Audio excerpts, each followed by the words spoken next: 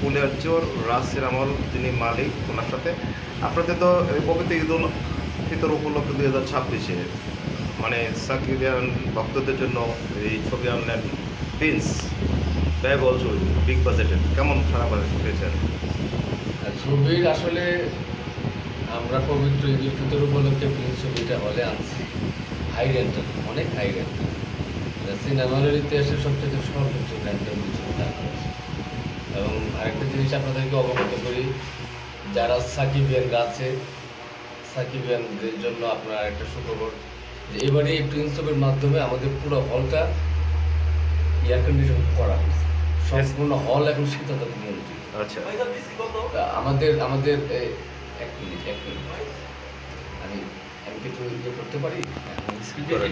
আপনার যে প্রথম যে গেল ঈদের লগ্ন থেকে আমরা আজ কতদিন চলতেছে? আজকে নিয়ে 7 দিন। 4 দিন। এখন হাউসফুল কেমন কি হয়েছিল ঈদের পর সাথে সাথে?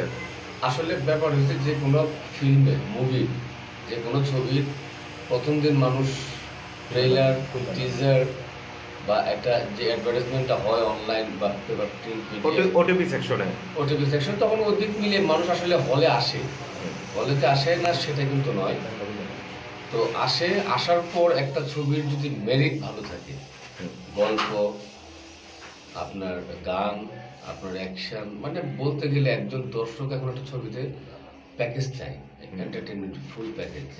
কারণ সেই প্যাকেজ যদি একটা ছবিতে মানুষ না পায়, মানুষের যদি টাচ না করতে পারে, সিনেমা হলের ব্যবসাটা হচ্ছে একজন দর্শককে একটা ছবি দেখার পরে রিপিট আসতে হবে। একজন যাবে যে সেটার গুণগান করবে বা তার ফ্যামিলি মেম্বার থেকে, মানে যে গল্পটা আপনার মানুষকে টাচ করতে হবে। রিভিউ একজন দেখে গেল, রিভিউ করলো, ওইটা রিভিউ করে যখন এটা ভালো একটা রিপোর্ট হয় তখন কিন্তু মানুষ আপনার এখানে রিটার্ন হয়। যখন রিপিট করে তখন কিন্তু আর যে কোনো সিনেমা হল বা সিনেমা সেলটা কিন্তু আপডেট হয়।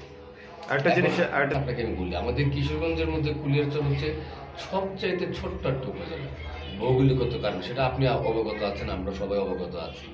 সো এখানে আসলে আমাদের ওই মানে কিন্তু যে ইন্ডাস্ট্রি থাকার কথা, মিল ফ্যাক্টরি এই জাতীয় কিন্তু কিছুই নেই। এটা একেবারে একটা মফস্বল এলাকা, একটা গ্রাম।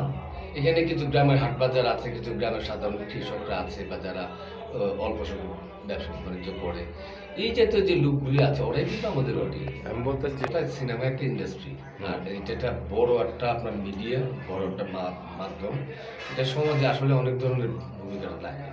সমাজের যে আইন শৃঙ্খলা বা আপনার যারা এই যে মাদক নেশাপানি, এগুলি থেকে কিন্তু সমাজকে অনেকাংশে কিন্তু বেরিয়ে আসার জন্য সহযোগিতা করে এক ধরনের এন্টারটেনমেন্ট বা কালচারাল যে অ্যাক্টিভিটিসগুলি থাকে, খেলাধুলা, আপনার সিনেমা, শুধু যে সিনেমা সেটা না, খেলাধুলা, সাংস্কৃতিক কর্মকাণ্ড এবং সিনেমা সব মিলেই তো আমাদের এখানে যেহেতু এখন এই সুযোগগুলো আগে ছিল, এখন যেহেতু একদম কমে গেছে, সিনেমা হলটা আমরা অনেক টাকার লস দিয়ে কিন্তু আমরা সিনেমা হল এখন ধরে রাখছি।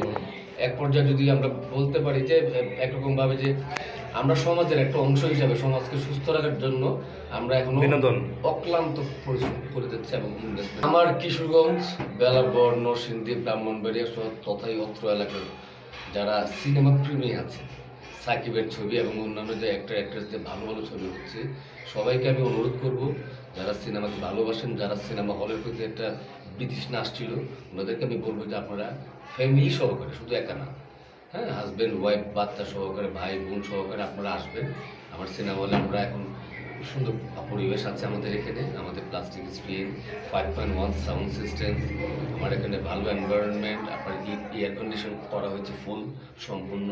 তো সব মিলিয়ে একটা ভালো আপনার যেগুলি আপনাকে বলে প্রদর্শনের জন্য যে প্রজেক্টরগুলি ইউজ করে, আমার এখানে খুব কস্টলি প্রজেক্টর আমরা ইউজ করি, এক একটা প্রজেক্টর অনেক দাম, 25 লাখ টাকা।